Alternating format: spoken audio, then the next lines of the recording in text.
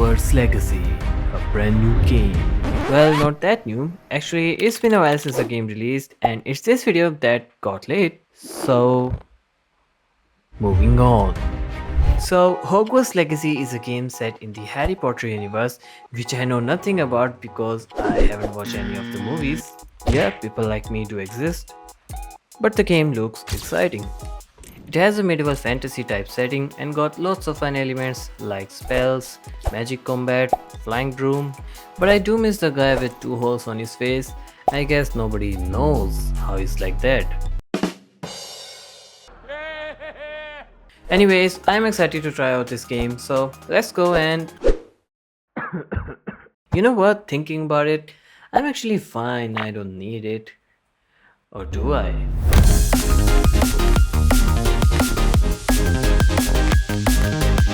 So I'm making a scuffed version of Hogwarts Legacy. It will be a 2D retro style platformer game because why not? Also, I don't just want it to be a sort of showcase demo for this video. I actually want it to be playable and a somewhat enjoyable experience for you guys.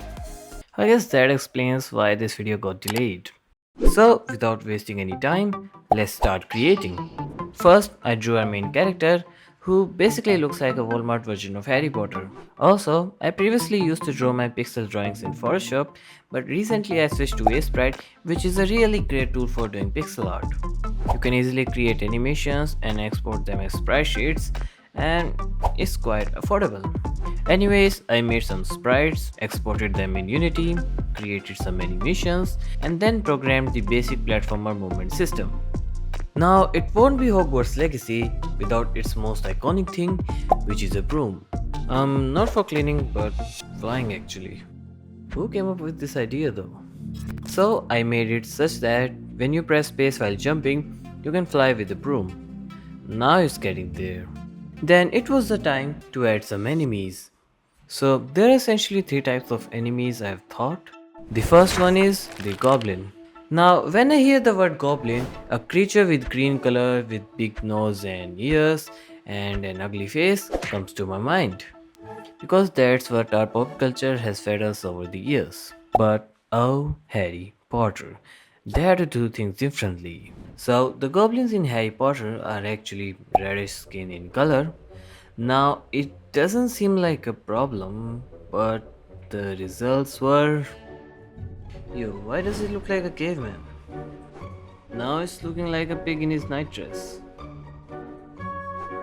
And now it looks like a butcher. Right. In short, there were lots of iterations of the goblin design, and this is how it finally looked. Yeah, it is what it is. Also clearing the fact that goblins in Harry Potter are neutral, I guess. And damn, boy, they got some drip. So this version, let's just assume it's a tribe of goblins who are evil, because being neutral doesn't equal good. Now at this point I'm just waffling anything. Anyways, let's talk about how the AI works. So goblins are a melee type enemies. Stationed at one point, they can sense player up to a range in front of them. You can avoid them from back, up or down, but getting too near will cause detection. And when you get detected, they'll come to you and give you a little smack with their stick. Whoa, take it easy, little man. So, because they are a melee archetype, that's why they are dressed like a warrior with armor and a weapon, and the hat is just a goblin stereotype, really. Now, let's move to our next enemy type. So, the second one is Wizard. It's a range type enemy. Apart from doing moonwalks, his primary job is to patrol the area. Really honest worker. Whenever the player is in his sight range, it starts shooting spells which cost player a hit point. His designs are pretty much the same as a main character. Maybe instead of main character, I should give him a name. Let's call him Larry Doper from now on. So, these wizards are actually classmates of Larry. And why they are attacking him? Well, I will cook something until the end. And the last type of enemies are Mementors. Inspired by Dementors from Harry Potter, which I guess are the creatures that smells and consume human souls. And just like that, Mementors finds and chases the player. It has an area of detection, and when caught, it actively haunts the player. I've also implemented pathfinding algorithm, so no matter where, it will find its way to its target. Also, after catching, it instantly kills the player. Dementors are ghostly kind of creatures, and ghosts can be killed. So, yeah, your only option is to avoid them or escape them by going very far away. They are the kind of enemies who are designed to be avoided and not to be messed with, and also it brings a horror element to the game. Now that we have covered all of our enemies, it's time to focus on Larry. The next thing I added to the game was spells, which is sort of an ability system, like different spells have their different functionalities. The first one being Fire Spell, taken from Harry Potter's Incendio, which is just a rapid shooting spell dealing a basic amount of damage. The next one is the Explosion Spell, which is taken from the spell Bombardo, and as the name says, it explodes. Also, it has a proximity damage functionality, meaning the closer you are to the explosion, the more damage you'll take. Not just enemies, but also you. The next spell is the Instant Kill spell, also known in the Harry Potter universe as Davada Kavada Cho, whatever the name is. Man, some of these names are really ridiculous. Like this one. It's a spell that gives the person extreme cold, and it's called Mucus. Mucus ad nauseam. Mucus and nausea. Like, really? Anyways, we got off track. So, this spell instantly kills all the enemies in a range. Pretty powerful, isn't it? Well, the cooldown is also powerful. The last spell is the healing spell, which I don't know if any such spell exists in Harry Potter universe, but I added it to make a certain gameplay style, and as the name says, it increases the player health by 1 point. So each of the spell has a certain cooldown, which sets the game pace. Powerful the spell, the greater the cooldown duration.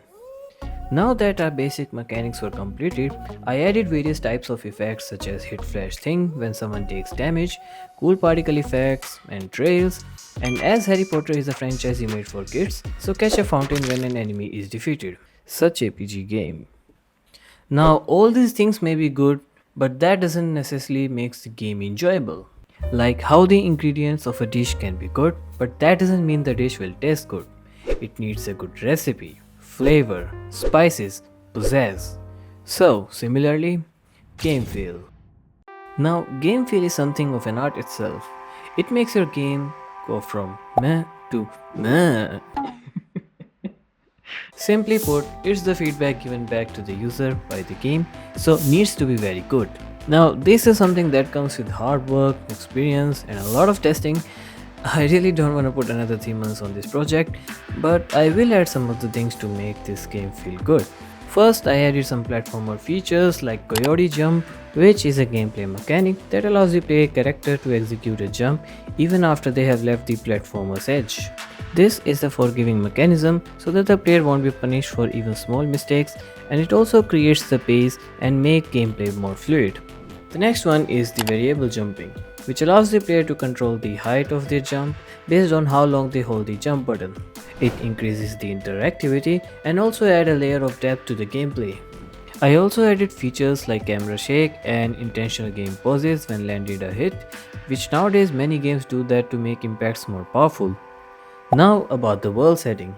So there are two types of worlds I have considered. One would be a grassland where you can see Hogwarts in the background, and one is the Hogwarts itself.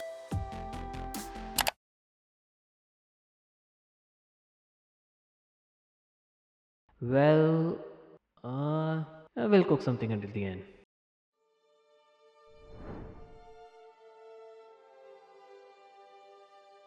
Behold, a great peril has befallen the hallowed halls of Hogwarts. Corrupt students and an evil tribe have seized control, plunging the venerable institution into darkness and despair. But all hope is not lost, for our hero has risen to take on this daunting task. His name is Larry, and he has embarked upon a noble redemption mission to free Hogwarts from the clutches of its oppressors. With steely determination and unbreakable courage, he will face countless foes and perilous obstacles as he fights his way through the school's treacherous halls. So let the battle cry ring out, and let the forces of evil tremble at the sound of Larry's name, for he is the chosen one, the champion of Hogwarts, and the savior of us all.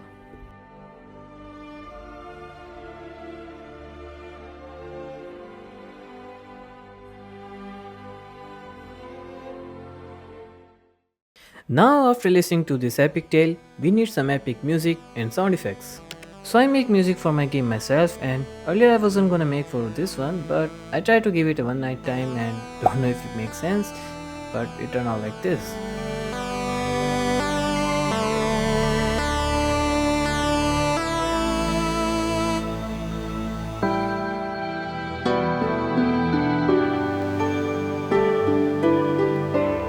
So I really don't like the retro chiptune music for background score because the continuous distortion irritates me. It's fine for the sound effects but not the background soundtrack. So this music is like my intrusive thought of not able to decide between a beautiful fantasy music or a 8-bit chiptune track. These two are competing themselves in the track to dominate the soundscape, and that's the most context excuse I can give for this weird piece. So, about sound design in Unity, I recently started using Fmode, which is a free audio middleware and makes easy to create dynamic sounds. I actually started using it for another project whose video was supposed to come first, but due to not so uncommon circumstances, it's coming afterwards. So, with the help of Fmode and some free assets from sites like itch.io, OpenGameArt, GDC Sound Library, and some of my own designed audios, I added ambiances, music, and some cool sound effects in the game. Then I added levels in the game. So the objective is simple, you have to eliminate all the enemies, and there are 3 levels essentially. 2 of them are of open grasslands where Larry is approaching towards Hogwarts, and the final level is the Hogwarts castle. For the grassland level, I quickly created the castle in a distance in a sprite that is supposed to look like Hogwarts, created tile sheets and with Unity tile map features, painted to create levels. Also used some free assets from web to design some background props and decoration elements. And for the Hogwarts level, I used Unity 2D lights to create the environment, and initially I intended to create 2 levels for this Hogwarts castle, but I got bored and didn't want this video to get more delayed, so for now only 1 level. But I would love to know if you guys would fancy new levels, and if this video performs good, I might even add some more stuff. So then I did some post-processing effects and finalized the game, which you can try and download for yourself for free, link is in the description. Let me know in the comments how's the game, is it good, bad, would love to hear your opinions. Also, if you wanna give any suggestions for this channel, feel free to state that. Thanks for watching, like this video, share with your friends, subscribe to see more stuff like this, and see you next time.